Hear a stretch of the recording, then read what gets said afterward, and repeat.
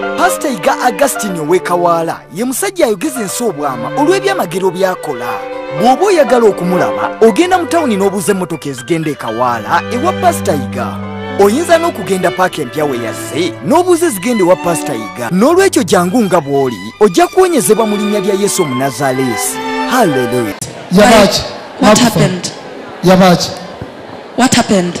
Musumba olususu lwajjanga ng'obutulututu ne lufuuka amabwa naye tumutambuza buli kika kya ddwaliro yonna biganye. The skin started as skin rash but it turned into wounds. We've taken her all hospitals but things have failed. This lady first got rashes. What came out that turned into wounds? Her granddaughters have tried to take her to every hospital they were directed to. But what's bothering their grandmother is still mysterious. They have checked her blood for any disease possible. Why there's nothing they can see. While her body is getting worse instead.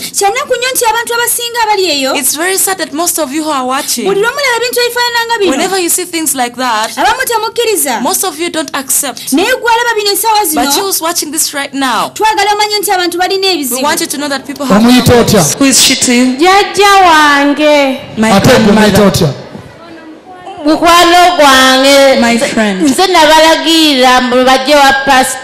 the one who directed that Pastor Yiga prays for people and they get healed. That's how we managed to bring. How did you come to know that Pastor Yiga can pray?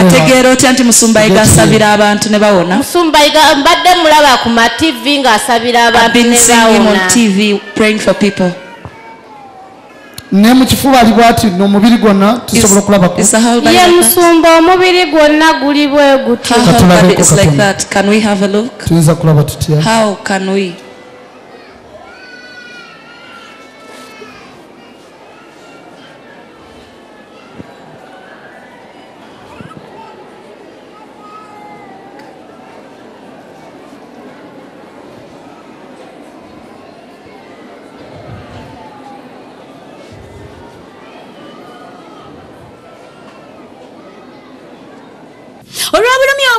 Because of the so much pain,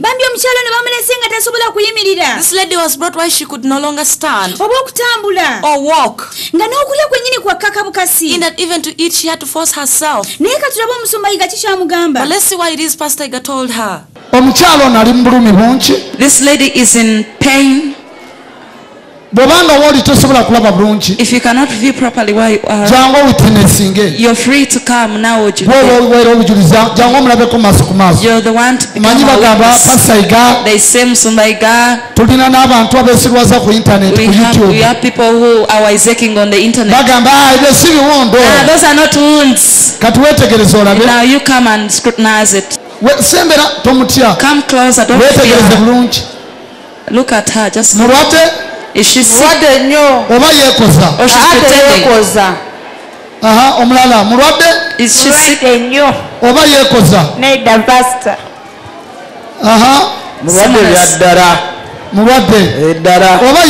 Or she's pretending?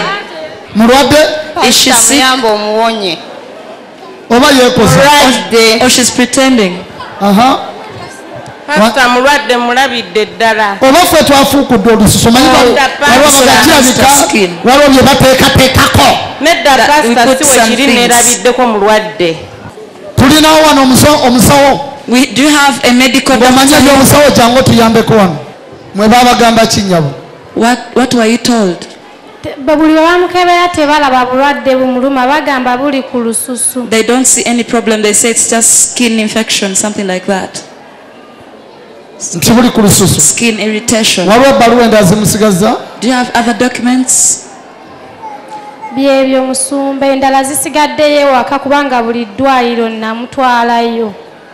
Those are all we have. The others have stayed home. Actually, this just yafuna skin infection naye banoonyereza kulaba kiki ekireetereza skin infection tebakiraba. Bano banoonyereza ebyo bya HIV. nayo teriimu is negative. HIV test is si mulwadde wa kansa talina kookolo just lususu talina siriimu just kiri ku lususu awo atambula. Does she walk? Wanje tatambula tatuula. She does not walk, neither can she sit. Oluvannyuma lw'abantu okakasa nti ddala omukyala ono ali mu bulumi. After people proving that truly this lady is in pain, Pastor Yiga yamusabidde. Musumba Yiga prayed for her. Katonda nga bali ow'amaanyi. As God is powerful, njagala Mukama alongoosa olususu luno. I want the Lord to cleanse that skin.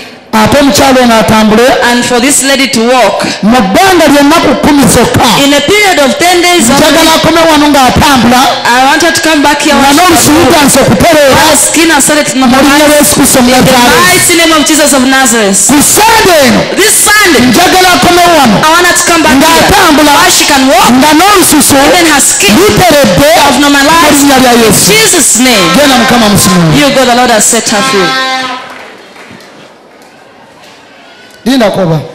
Wait here a bit. Something the Lord is showing you. First go away a bit. I want. I send energy into the life of this lady.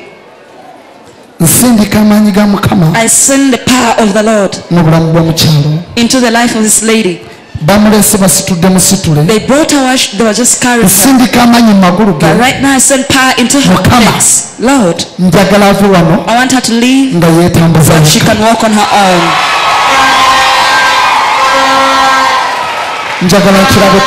I want her to leave where she can walk. And I want to see it with my own eyes.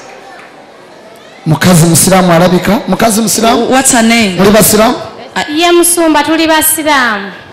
I want the Lord of here to prove himself. I want the Lord to heal her. I send power into her stomach, into her legs, into her life.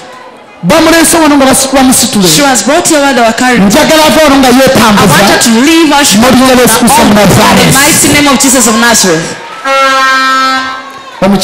Lady, look at the pastor. A lot of pain indeed. You have a lot of pain. You feel your life is ending.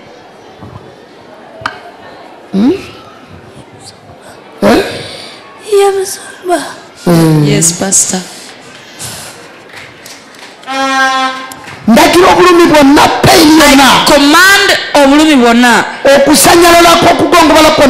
paralysis that's in her legs and in her back, command them to go back to where they came from. In the name of Jesus of Nazareth. Stand up. The Lord has set you free. Come. Come. Receive power. Tola man.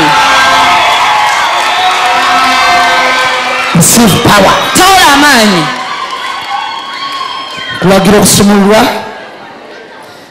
I command you to be set free. I command all the pain to disappear from your life. And it goes back to where it came from. In the mighty name of Jesus of Nazareth. Lady, try, because the Lord has set you free. What you fear is no longer there. Yes. Yes. Yes. Yes. Yes. There's a lot of pain in your body. I want the Lord to chase it all right now. Don't cry. Don't cry.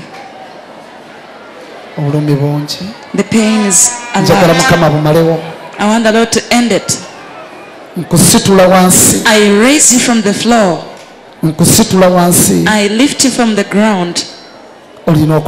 Because you've got to walk. In Jesus' name, the Nazarene.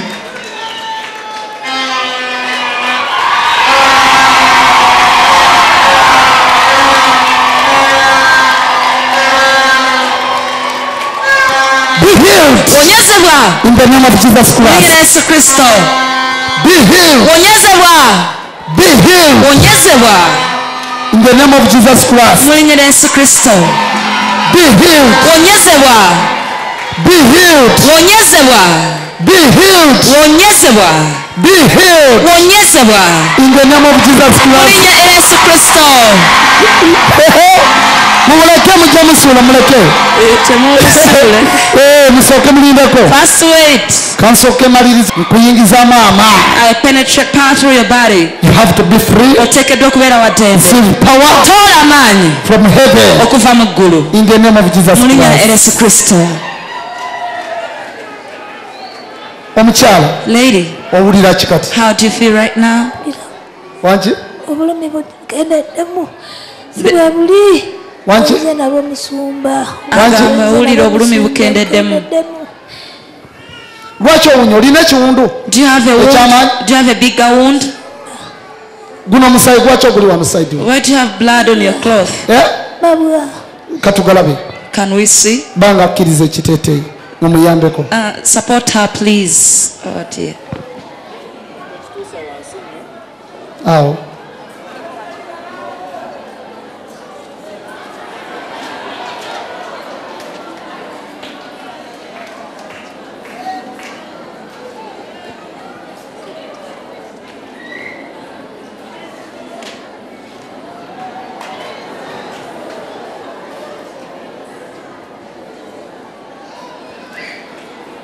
Mulaba ki? What do you see? Era basizeeko musaayi. Is it paint? Mukyuse neeri. Turn her a little bit.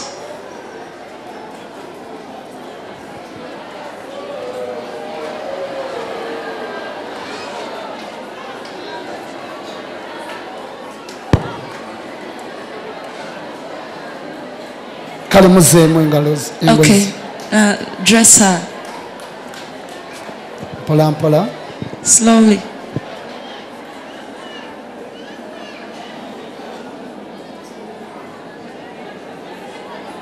Njagala Mukama akumalemu obulumi bwonna. I want the Lord to end all the pain. Kusigaza kyamabwa gokka ate okutuuka ku Sande galina okuba nga gamaze okuwa mu linnya lya Yesu Kristo Nazareti. Be healed. Wonyezebwa. Obadde oyimirira. Could you stand before? Simadde siimiira musumba. Olabe Mukama bakuyimiriza. Have you seen now the Lord is kutambula n'okutambula ogenda kutambula. You are going to walk. Walk. Tambula. Walk. Jangu. Jangu. Walk. Jangu. Njagala Mukama yongera amaanyi mu magulu ago. I want the Lord to add you energy. Njagala ave wano ng'adduka misingi. I want her to leave here while she can run. Mu linnya lya Yesu Kristo Nazareti. In the name of Jesus of Nazareth. Jangu gyendi. Come to the pastor. Mukama akusumuludde. The Lord has set you free. Kati twanguwe. Twanguwe. Walk, walk, walk. Twanguwe ogenda kwanguwa. You are going to move faster. Faster. Faster than that. Faster. Faster. Faster. Faster than that. Faster. Tambula. Kati tuddeyo. Okay, let's go back.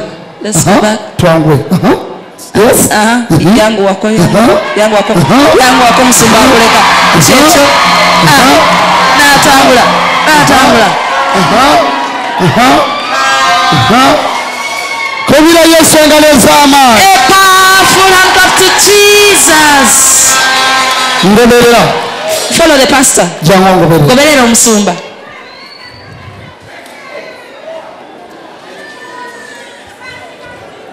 Ngoberera. Goberera omusumba. Follow the pastor.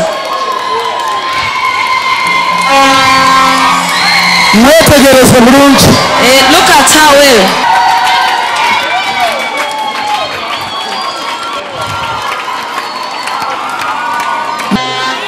Abadde bubi.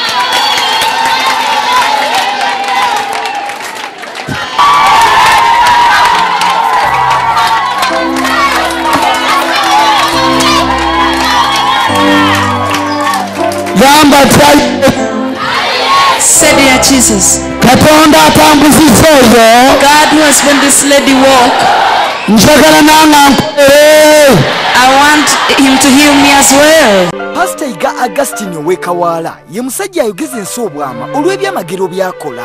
Bw'oba oyagala okumulaba ogenda mu tawuni n'obuuza emmotoka ezigenda ekawala ewa Pastor Yiga. Oyinza n'okugenda paaka empya we yazze n'obuuza ezigenda ewa Pastor Yiga. N'olwekyo jangu nga bw'oli ojja kuwonyezebwa mu linnya lya Yesu Omunnazaaleesi. Haleluya.